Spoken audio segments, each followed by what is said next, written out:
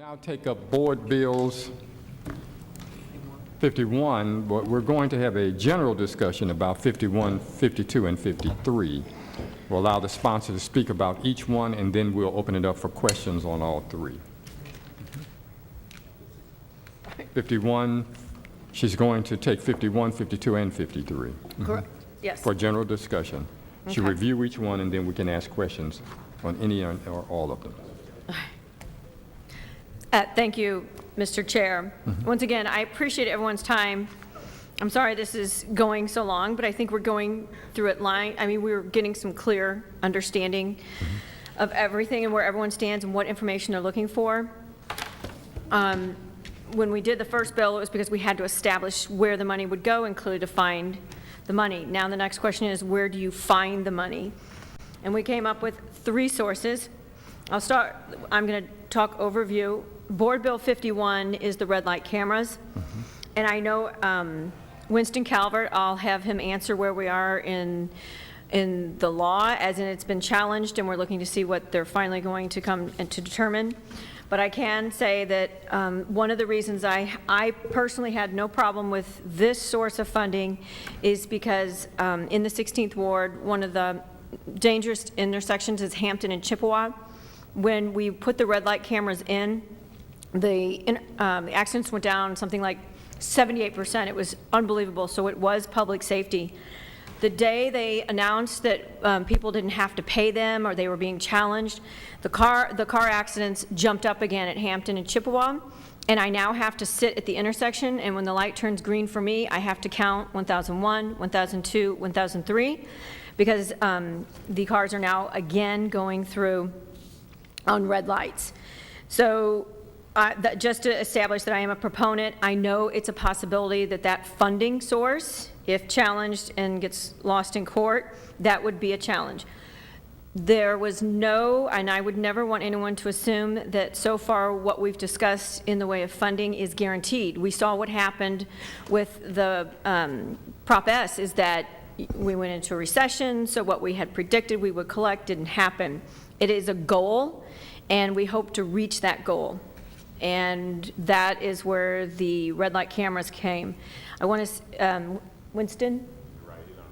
Okay, I'm going to ask Winston to update us on what's going on in the courts with the red light cameras when he gets in here. He's not in, okay. So I'll go on to 52 if that's 52, okay. yes. All right. 52 is the vehicle license tax rates. And if you saw on the overview is that we are increasing it, and we haven't increased it since 1958. I do want to say with the theme between 51, 52, and 53 has to do with vehicles. So we're looking at red light cameras. This one is looking at when you pay your revenue to the City of St. Louis, that it would be increased, and it would be an increase based on whether it's a car, motorcycle, or a truck. So that would bring in the $2 million, and that is if currently if it stays flat. Am I correct, Paul? All right. And then Board Bill 53, and this has to do with, it says public garages, and what we mean by that is those are the garages that others own that charge to be used here in the City of St. Louis. And it would increase it, and that would bring us to 2.6 million. I can say when I looked at this, and if you all will let me say this, is that when I looked at this, I know that I am trying as best I can not to, and that was my overview, to burden any one particular group. So a lot of the garages, the public garages, are used for and outside of the City of St. Louis. So you've got your tourists, you've got people who come from the outside of the City of St. Louis. And a lot of our crime is car thefts, especially stealing guns out of cars. Then they come for baseball games. So that is what was going through my mind when I looked at the open parking and garages. So that is my overview of 51, 52, and 53. May I have Winston come up and address the red light cameras? Please come forward.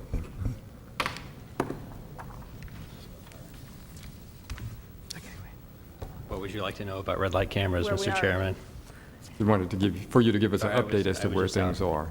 Oh, Mhm. so the red light camera case involving the city's red light camera ordinance, as well as other ordinances around the state, are currently pending in the Missouri Supreme Court.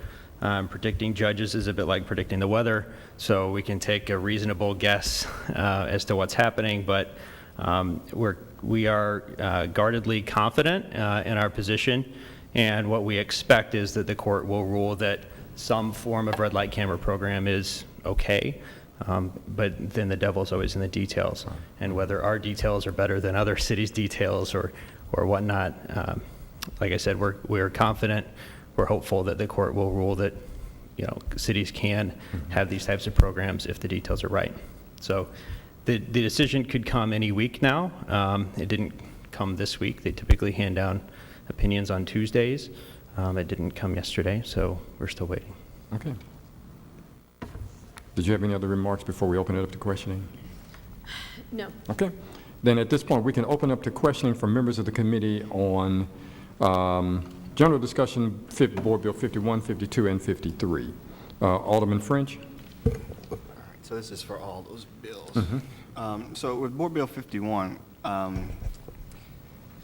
maybe this is a question for Paul. So the revenue right now being generated from the red light cameras is going into an escrow. That's correct. About how much is in that fund right now? I just checked that amount yesterday. It was $4.6 million. Now, that's the gross amount. Net amount, as you know, because of the ATS company gets the share of that, it would be about 3.2 million of that would be city revenue. 2.2 would be ours. And is that in any way allocated right now? Or when that is, No. if it is freed up by the courts, it's just money we can use for just about anything? Well, if it were released, it would just revert to general revenue. That's correct. Okay. So if we establish this fund and the fund is created within, this has an emergency clause, doesn't it? I think so it's created pretty soon. The court rules after that.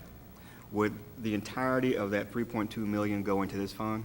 Now, I believe what you're talking about in this ordinance is you're talking about on a going forward basis, anything collected going forward would be put into the. So not what's already been. That's collected. correct. That's correct. Okay. How long is our contract with this company? That I don't know off the top of my head. And do they own the equipment? Yes, that's my understanding. Okay. So if we were to hire these officers using that source of revenue to pay for them, doesn't that put us in a little bit of a weak negotiating position when the contract comes up for renegotiation because we will be so dependent on that revenue? I would say not any more than if this revenue was released to general revenue and we did the budget as we normally do. But this mentions a specific, is this a specific contract? Is this the specific company? What's the name of the company? American Traffic Solutions. Okay, so this doesn't mention a specific company. Automated traffic control system is just a general term. So if we went with another company, for instance. I would assume so, yes. All right, so as far as the red light camera program, it's my understanding that a ticket that a citizen gets from this system is higher than if an officer wrote that ticket. That I don't know. I do know that the amount of the ticket is $100 even for each. I think it was 100 if an officer wrote that, but I guess that's a question I can ask the chief tomorrow. But that revenue is split. What's the?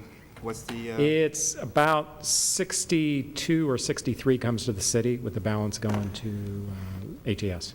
Almost 40% goes to a private company. A little under that, yes. So even if the ticket was the same price, $100, Yes. we actually generate less revenue from the automated system than if an officer wrote the ticket. Yeah, I couldn't tell you because of what the ticket rates are. Okay. I thought the ticket rates, if you got a ticket, it was $75 for a police officer, and it's $100 through the light. That's what I thought. I thought it was higher if you got the camera caught you than if an officer But caught you. that's to offset the cost of having someone else run the whole operation. Okay. So it will be That's my closer. thought process. It'll be close, but we would get 100% of that $75 versus 60-something% of the $100. If we had officers issuing tickets. That's a whole nother thing. Yeah, that would be a different discussion, I think, yeah. Sorry. That's a whole nother thing. Officers writing tickets versus red light cameras doing it. All right. So Paul, I mean, is it, I mean, from a numbers guy, how smart is it for us to encumber a large expense when we, at this point today, aren't very sure if we're going to have that as a revenue stream? Well, I would remember that of this, you can, I mean, the 3.5 that this is being discussed on the red light camera only becomes available if it's allowed to continue from the Supreme Court.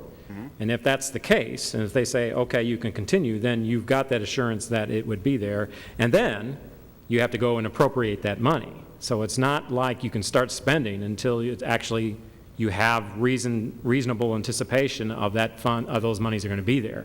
So even if you pass that ordinance and then in the court say, no, you can't collect it, then you don't have that source, and therefore there's not going to be an appropriation against it. Right, and so, but how that would work is, so if this committee approves it, the board approves it, then we put it to the voters, and it has specific language, or at least we're telling people that it's going to pay for X number of officers. And then at a later time, in the next few weeks or months or whenever it happens, the Supreme Court says that we can't collect revenue like that, then we will never actually get to the promised number again. If the revenue source is negated, I think, yeah, you have to be able to say, no, you cannot, whatever you're going to be used to funding no longer exists. You can't obviously have expenses against it. So in that case, you're going to see whatever, again, it's going to be a while because you're going to talk about a partial year appropriation, but by next fiscal, let's say fiscal 17, you're going to know one way or the other whether you got a full year's revenue. And if you don't, you're just not going to budget that, and it's not going to be funded, and you're going to go with a lower level of officers. Right. So it becomes a situation that we would get as many as we could get, Absolutely. but it wouldn't be the promised number. Sure. Okay, so let me ask you this. So before the escrow, before we had to put in an escrow before the case, we were using that money for something. Yes. If we, moving forward, start dedicating that money for this specific thing, does that leave you less money to spend for the stuff that you were spending on? That's true, and that's true. But again, this year's budget, because of the escrow, You don't have it. we didn't have it. And so that made it tougher. I mean, when you went through Ways and Means last year, you say, hey, we had to do these things, and that was one of the reasons, because we can't rely on this, because it's been put in escrow. Now, if it's released, theoretically, yeah, you could say, oh, well, I'd rather use it for other services, and you could do that too. This just happened to be one of the services that came up, said, hey, we need to address. So, again, that's an option. And as a procedural question, if it's released, say it's released in the next few weeks, how is that allocated? Is it up to the E&A to move it around, or do you guys just do it? I would think realistically what would happen is that if it's released, it becomes general revenue. Your fiscal year ends, and it falls into the budget balance of general fund, which is probably a good idea, because as a separate matter, we're going to have a supplemental appropriation anyway this fiscal year to address some of the spending we've had earlier in the year. And as you know, our fund balance is below where it needs to be. So I don't think that's necessarily a bad thing, and just not allocate it. Now, as a budget policy, and I think this is a good one, if you have money left over in the fiscal year, one half of it goes to capital fund, and one half of it just reverts to the general fund balance. And I think that's probably a good policy to maintain. Okay. I think that's all for you. Okay. Thank you. Go to the sponsor. I think one of the questions we have to ask ourselves is how to use $8 million to best fight crime. So we say that, and it's been said a couple times, not just you, but others, is that everybody wants more police. I don't know if that's a true statement. I think what everybody wants is less crime, and everybody wants to feel more safe, and people want, feel safer in their communities. Whether or not more police equals that, I think is up for debate.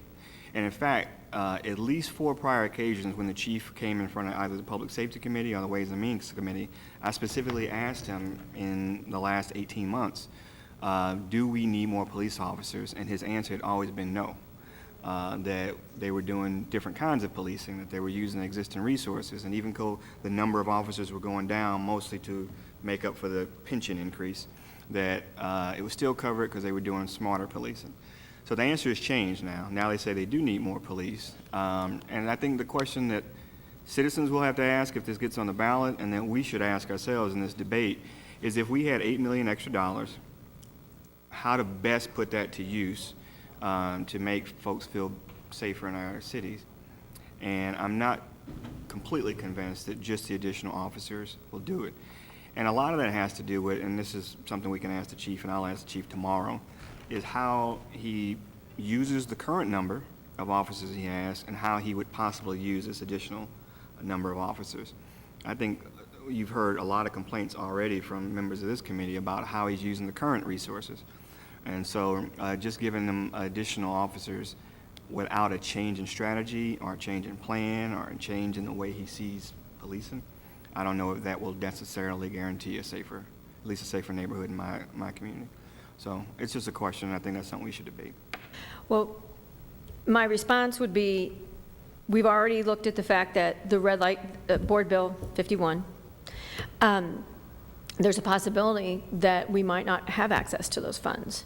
And I'm a realist. So when he says he wants 160, I'll work to, as best I can to find the funds for that 160. But based on what Paul has shown us, the recession, is that you're not always guaranteed these funds. So we need to at least strive to find what we can find and then be able to get as many police as possible, new officers as possible from that funding. Now, you asked me about, how we're using our police officers. Well, you all, whoever's on Ways and Means, should probably be noticing that we have a lot of overtime on our officers. And that is an expense, and that's reactive, not proactive. And so I personally feel that if we had more police officers, then we would better be able to be on bicycles, walking a beat, riding a horse, not one man by himself in a car all the time, out with the people, having a relationship, showing that they're there to be good servants. So I would like to see more police officers, like we all would, but a different way of policing. That can't happen right now. Right now, we are not only paying overtime, but we are mentally stressing out our police officers. They're at their max. Now let's talk about how we decide. Wow, Alderman Bosley, I want to know, you see a police officer every 15 minutes? I think that's awesome. But do you see a police officer every 15 minutes? I don't see a police officer every 15 minutes. So, and I'm not saying that as a negative. What I'm saying is that we would all like to see a police officer every 15 minutes. So when I hear that in the 2nd District, we are pulling police officers out of 2nd District to do the hotspot policing in other areas, and then we have areas that are completely unmanned. And those areas, and mine is one of them, is seeing a big increase in crime. What does that tell you? When you leave areas with no police officers, well, why wouldn't you go to that area? No one's covering it. So that would help if we had more police officers, because if you need more police officers in other areas, you would be able to have more police officers and not take them away from other areas. Well, let me tell you why I'm not so certain about that. Okay. So in our conversation with the chief last week and before, and we'll have this conversation again with him tomorrow, is that one of the disagreements I have with him is that he, in his allocation of resources, treats all crime pretty much the same. And I think that as a city, we really need to prioritize violent crime. Violent crime is what is going out of control. So those neighborhoods and districts, both South St. Louis and North St. Louis, that are seeing a lot of violent crime and have over years, I think need more police resources. The chief says he disagrees with that. And so what I know is that no matter how many officers I give Chief Dotson, I'm not going to see bike cops in my neighborhood. We can give them 500, and apparently I'm not going to get a bike cop. We can give them 1,000 new officers, and I'm not going to get cops in O'Fallon Park or Fairground Park. Our neighborhoods just aren't prioritized like that. And so it becomes, what is the strategy on how we deal with different types of crime, especially violent crime? And is more officers under this current strategy going to address it? And so, I mean, that's why I'm not completely convinced about. Like I said, we can give them 300 more officers, and I'm not going to see the kind of policing I want to see under the current strategy of this police chief, of this chief in this department. Right, So until we see a change in strategy, I'm not convinced that more officers alone is going to fix it. And and right here, I'll agree with you on that, because there's other things we need to be looking at. We need to look at our gun laws. We need to look at how many guns are on the street. We need to look at early childhood education. There's so many other things that will actually help, but they take so long, and people don't want to fund those. That's not instant taking care of it. But for right now, with the level and the amount of crime we have going on, we have to have more police on the street. And maybe we can get more funding where it should be, which is when you drill it down, it's at the early childhood and then after school, and we can come to the middle at some point. But we're not anywhere near there, especially with the way at the state level they have cut. Well, let me ask you, though, And sir. mental health as well. I agree with you. There are a lot of other things that affect it. And so that's the conversation, is about where to put resources. And so specifically with this one, Board Bill 51, dealing with the traffic light revenue, this one doesn't even go to the voters, right? We can do this ourselves. Correct. So if we're talking about where to redirect this potential $3 million a year, I mean, that's a conversation we have internally. And if we decide that mental health is a priority, that after-school programs for kids are a priority, I think that's a conversation we can have. I don't think we should just say that putting that money just in additional officers alone is going to get us where we want to be. So. Oh, and one other thing is that it's nowhere in any of this is how much money has to be raised via the nonprofit, the Police Officers Fund. And in the 2nd District, we have what's called the 2nd District Police Business Association. And all the businesses pony up money every year, and then we help buy bulletproof vests, we help buy whisk-away clothes for the police officers. So sometimes I'm embarrassed that as a city that we have to rely on outside sources to help pay for what I would call bricks and mortar for the police to be protected. I agree, and we have a similar foundation in the 6th District, which does the same thing. And I think a lot of this, we hope, will be addressed in the general obligation bond issue, where the police can get the resources they need from that. So I definitely don't want this other proposal to endanger the passage of that GO bond. But then I think citizens will also say, look, we give the police department more money than anybody. $125 million, I think, is what they get. And, I don't know. That seems like a lot of money. It's more than anybody else or any other department gets. So I think it's also how we spend the money and what the strategy is for how we spend the resources we already have. Thank you. All right. Alderman Cone, your question? I'm not going to rehash my issues with the red light camera bill in particular at this juncture, but we're dealing with the last three, 51, right. 52. So on Board Bill 53, though, however, two things that come to mind and questions that I have. One is in the language specifically in this board bill right now, as it reads, it's pertaining to public garages. Will public surface lots also be included in this as well? I thought the answer was yes, but I'm going to double check. Public surface garages. So it's my understanding that this is a general business license tax that's applied to anyone owning a parking lot or a garage that's So should that available for fee to the public. be written in there that says public garages and lots, not just a garage? Yeah, I can check for sure. I've got the way the language. Is that specifically spelled out in Section 4 of Ordinance 48891? Public garages, and it defines them. This includes parking garages as well as lots, but excludes non-transient residential buildings or apartments which provide parking exclusively for permanent For the, tenants. Yes, so okay. that's defined. Okay, so that's specifically defined within the ordinance then. The other question is, why would this not pertain to publicly owned facilities as well? You mean city-owned? Right. I think that's an excellent question. I have also, I mean, they don't pay taxes. So But they do collect revenue from. Correct. They don't pay Correct. taxes, but they do collect revenue. Correct. And I'm going to see if I am wrong in this assumption. That's why I'm going to say it, and I'm going to look behind my shoulder in a second, which would be, because that falls under the treasurer's office, which is a county office, that we would have to go to the state level to approve, making sure that to ask for an increase in the percentage of funds that come back to the city of St. Louis from their collection of fees on those garages. I'm asking, would that be correct? Winston, anyone tell me? Because I agree, if we're going to We do appropriations bills for the treasurer's office fairly regularly down here. So if it's a matter of us passing a bill to implement a fee on public parking within the city versus what you're saying, I'm just curious what that process would be. I think that's something we'd be happy to look at. I'd be happy to look at and help think through.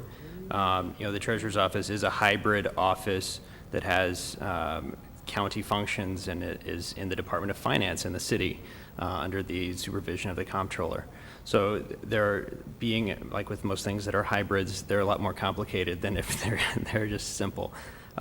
So we'd have to look at what the specifics are of whatever the proposed fee or user fee or whatever it might be. It just seems that it would be equitable that if we're, starting to, lobby another fee onto privately held lots and, garages, that we would also look at our revenue sources from publicly owned parking sources as well. And I agree, Alderman, I agree. And when we looked at it, that's what we were trying to figure out. How does that look? How would that work? How would we do that? Because it is a county office. One slight point, SLDC, in addition to the treasurer, operates and owns lots, and some of SLDC's lots are actually privately managed. I do believe that those lots would fall under this increase. So some of the public lots our public government lots would fall under the increase. Because they're leased by others from SLDC? Managed by a private company who then takes part of that revenue, so it's a private management or maintenance or operation, however you want to define it. So they would fall underneath the category defined in this ordinance, in this increase in this 48891. ordinance, yes. And I can get more specific on that, but that is my understanding. My colleague from the first generally likes to have ordinances that are referred to on board bills available, which I have a tendency to agree as well that we should do that, just because if we don't have it in front of us, it's difficult to go through and research sometimes. So I'm not requesting it at this point. I think I'm done with my questioning at this juncture, but for future reference, it would be nice to have those. Okay. Alderman Carter, any questions? Alderman Coulter? Yes. I'd like to expand on some of the comments that the alderman from the 25th made. And Winston, I appreciate you offering to help look into this issue. I look at this from the perspective as a 7th Ward alderman. A lot of the garages that are going to be impacted by this tax are located within my ward. In the 7th Ward, obviously, a lot of public parking. Many of those garages the owners are people I know, and I've explained to them my position that I'm in favor of this, that ultimately public safety and the need for more police officers, I prioritize that over the bottom line of privately held parking companies.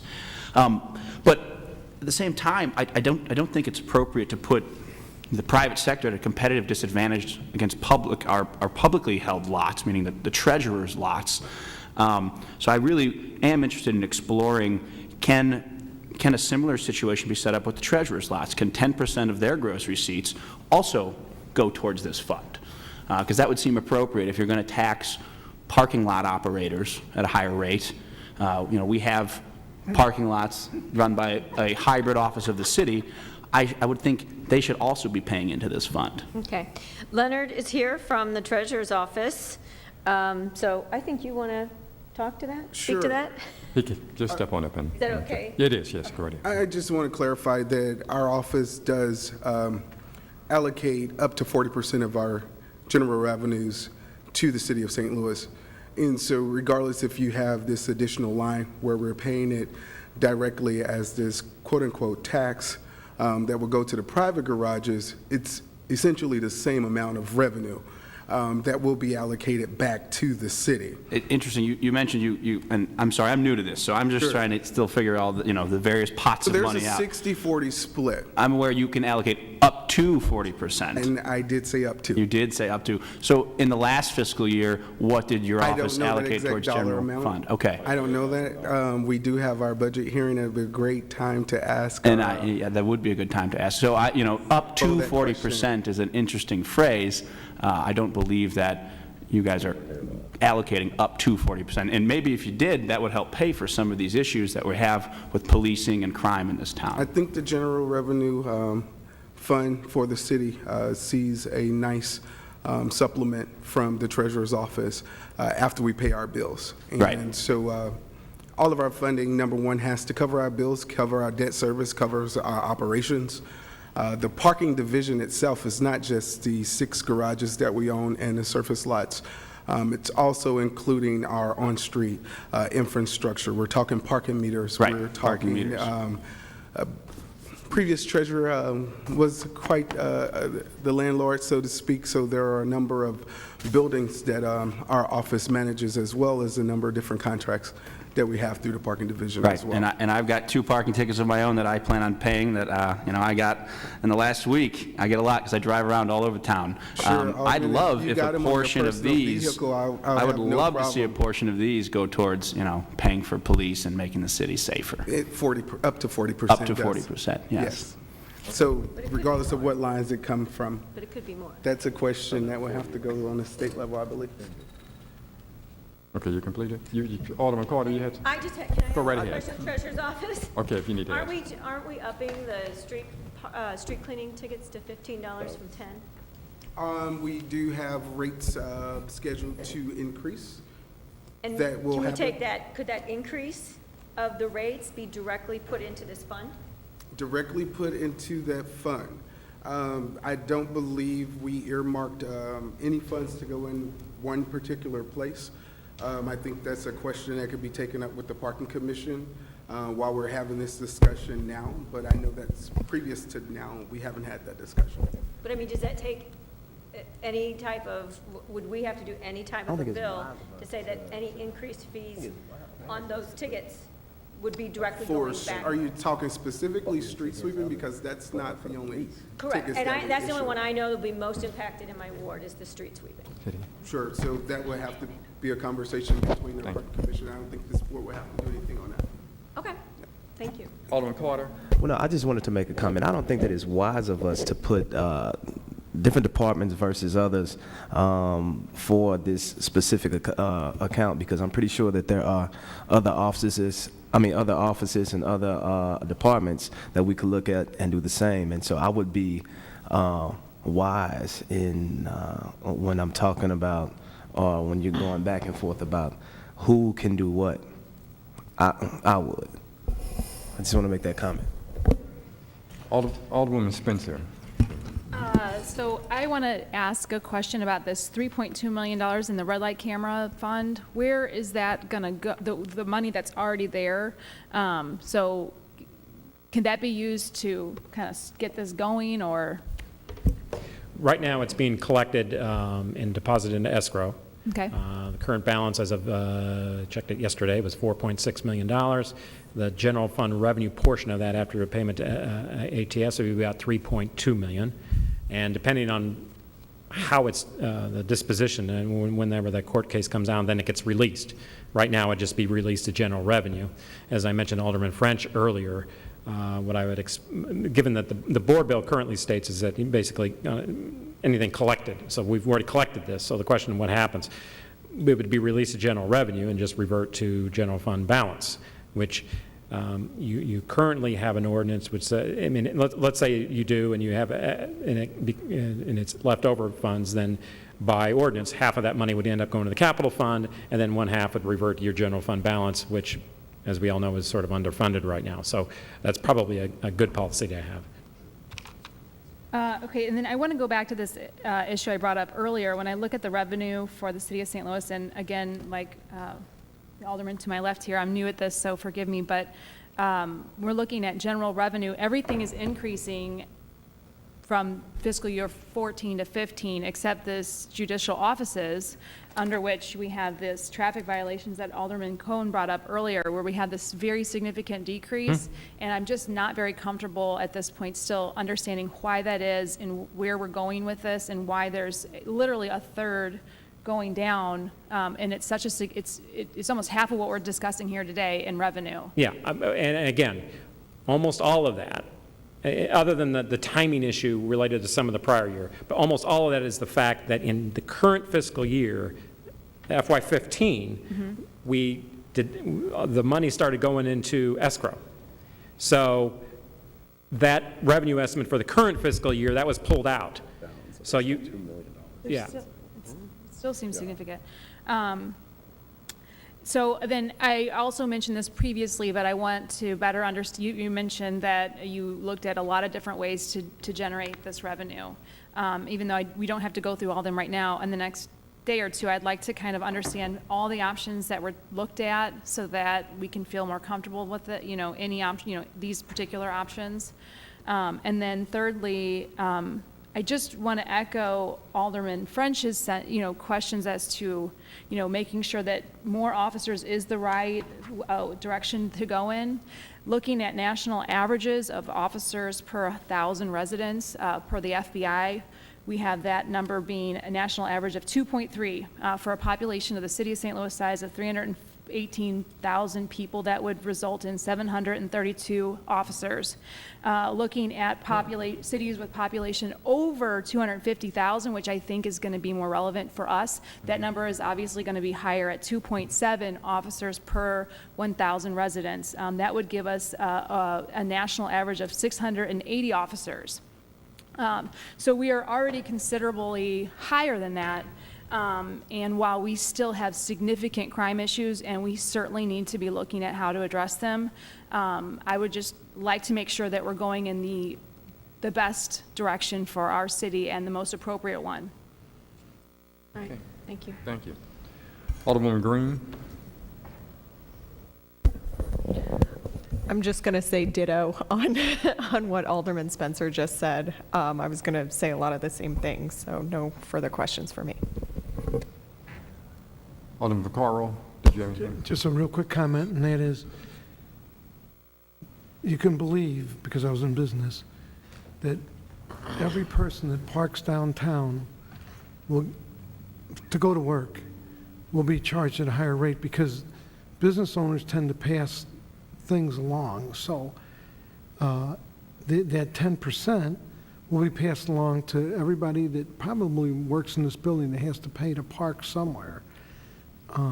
I mean, I'm going to look at a lot of different things tonight and today, but I mean, this will cost almost everybody that works downtown an additional something every month. And so, I mean, it's something to look at. Alderman Bosley, did you have any questions on Board Bill 51, 52, or 53? Oh, yeah, I have a few. Yes, sir. And I was wondering, why has there not been some conversation between the street department, the police department, since the street department, the city maintains those lights, taxpayers of the city of St. Louis pay for their maintenance, and Mizzou and MoDOT pays for some, particularly on the main streets. It seems to me that there should be some conversation between all of them rather than just all the money going one place. It just seems unfair. We're paying the bill and the police are collecting the money, and MoDOT's maintaining some of them, particularly on the main streets. It seems to me there should be some conversation between the three of us. If that makes sense, it does to me. Go right ahead. I'm just confused. Okay. I'm sorry, what, when you say lights, do you mean the red light cameras? Or are you talking about Board Bill 51? Oh, we're talking about red light cameras and those street lights, those traffic lights, aren't we? Are the traffic lights not involved in this? No, No. they're not involved in this. Huh? They're not involved in this. It's just the red light cameras that are involved in this. Well, who pays for those cameras? The ATS, the company that has them out there pays for those. The city And does they not. split it with they give the city money back? Yeah, well, they put out the equipment, they pay for the signage, and then the cameras take the picture when you break the law, and then they collect the fees, and then a percentage comes back to the city of St. Louis. That's how that works. Well, as long as we get some of it, I don't think I have a problem. Are there any other questions on Board Bill 51, 52, or 53 from members of the committee? Chairman, can I just make one more Sure. comment? So this is, I just want to echo that this is a really, this is the top priority for me. Specifically in the 20th Ward, we have a huge pocket of high crime, and so anything that we can, any initiative that we're looking at to address issues of crime in the city of St. Louis is paramount to me. So any of the questions that I raised, any additional information that could be provided via email to kind of expedite the process would be helpful to me. Okay. The rest of the group. Well, the question had come up, what other funds did you look at? We looked at the increase in the street cleaning fees. Excuse me. It's going from $10 to $15. Would we be able to designate that $5 difference back into this fund? And because the Treasurer's Department is technically a county office, that was taken off the table because we don't even know what it would entail to do that, all right? The other thing was looking at the graduated business tax, and we just raised it. So and the amount that's for businesses 0 to 2 is really high, if percentage-wise. And so we did not want to do that to businesses. And get ready for this third one. The third one is that we have to go back to the voters to get our 1% earnings tax and make sure that it stays in the city of St. Louis. What if we increase that in any increment to cover getting more funding at the exact same time? Ask our own voters. Once again, all this is asking our voters. This is not you and I saying this is going to happen. This is us saying we are trying as best we can to find funding to try and address issues that impact the city of St. Louis. And so those are the other three things I was looking at. And I just want to make sure, did we look at whether or not this will impact the GO bond? And have we looked at whether or not this is the, right way to address crime in our city, adding new officers as opposed to, other initiatives, taking our officers out of the cars, putting them on streets. There's other ways that, just given these, national average statistics makes me kind of wonder whether or not this is the best approach. And can I address that, if that's okay? And this is just from grant writing, Megan, because I've done grant writing in the city of St. Louis. And when you do grant writing, you have to put in your demographics, and you have to clearly lay out everything that you're applying for and what those are. And when you look at the city of St. Louis, and we are a city unto ourselves, you can't include the county, but when you look into the city, we take care of a disproportionate amount of the underserved. And in doing that, it taxes everything. It taxes our healthcare services. It taxes our police force. It taxes our fire department. And that is why, disproportionately, we have to have more of all these other things, because we are, and we should, so don't take this the wrong way, we should take care of those who cannot take care of themselves. But that costs money. And it does strain all the other services that go with that. And we do have the underserved disproportionately in the city of St. Louis. Just wanted to point out that our conversation has sort of shifted from, I guess, board bill, when we were discussing number 54, we were talking, the conversation was, everybody wants more police, let's take out this prevent and reduce crime piece. And now fast forward, and when we're talking about 51, 52, and 53, now our conversation is, is this the best, adding police officers the best course of action for what we're doing. And so I would just like to, bring up my points from previously with Board Bill 54, that I really think that, especially since we're having this conversation now, we need to keep that prevent and reduce crime piece in there, and we need to be specific about what that means. So that when this money is allocated in the future, should this pass, that it's not a free-for-all where that money goes, but we have very tangible areas in which we think we can invest that to truly reduce crime. Alderman French? Yeah, if I can address that point. So one of the reasons that, so I agree with you, that additional officers is not necessarily the best way to deal with the current crisis we're dealing with. For the sake of this bill and this proposal, I think if we are representing it to the voters as additional officers, then it needs to specifically go towards that. Because what we know is that when we leave a great deal of leeway, that money goes a lot of different directions. Even when we are as specific as possibly can be, it still winds up going somewhere else. So as a member of the Public Safety Committee, you will soon see that that $1 million that was specifically supposed to go towards crime prevention programs in our neighborhood, we'll see if when the budget comes over to us, if it is $1 million, and you'll see how difficult it is to get it on the streets. And so last thing I want to do is create another slush fund that either E&A taps into or the police chief taps into for, to me, it just comes down to the strategy. And I'm not opposed to new officers. I just want to know what the plan is for how we're using the existing officers and then how we would use the new officers, and if I agree with if that's how we're going to reduce crime.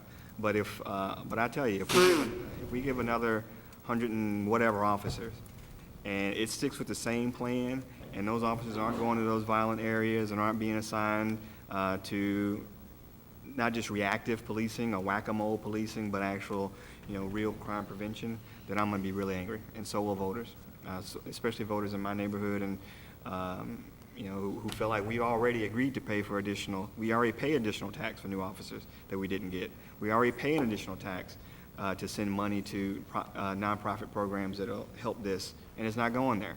So that's why I would oppose that language. Are there any other questions or comments from members of the committee? Alderwoman, do you have anything else to add? No, I do appreciate your time. I know this has taken a lot of time out for everyone, and it's an important issue. It's number one in my ward and based on everyone else in their wards too. So I know we all want to try and figure out a way to fix this. And I would like to ask the chair, are we going to have another hearing? Yes, we are. We're going to schedule another hearing. I would say in between that time, there have been a number of issues and questions raised. I know you didn't have the opportunity to write it all down, and you may not want to look through the 3 hours worth of taping. So I would suggest that members of the committee get their questions and their concerns to the sponsor so that she can answer those questions. So when we come back to the next meeting, she is prepared with that information that we may need to answer your questions. Now, you may also get it to her in time where she can answer it before the hearing as well. So we don't have an actual date for the hearing yet, but we're going to make it as soon as possible. Okay? Right. So if there's no other questions, One more comment. yes, another comment. I wanted to thank the sponsor for carrying this heavy load, and I know the administration's put you in a tough spot here because for the last 2 years they have reduced the number of police officers, and then they help put together these bills that tell us to pass it real quick within a few days to try to get the numbers back up, and that puts you in a tough spot. And so a lot of the criticisms and complaints I have are not in any way directed towards you as a sponsor, but really frustration with the administration and the direction of the police department. Thank you. Appreciate that. And as a chair, I'd like to make sure that our committee is, because you've served on several committees Yes. I've chaired, I'd like to get information out early so Do an people have time excellent to job think at it that. through. And so we would need another time to think this thing through so we can come back and be informed. Okay? Very much appreciate that. I really do. Thank you. Okay, then if there's Thank you. no other comments, then our meeting is adjourned. I'm staying right here for my questions. Okay, thank you. The meeting's adjourned.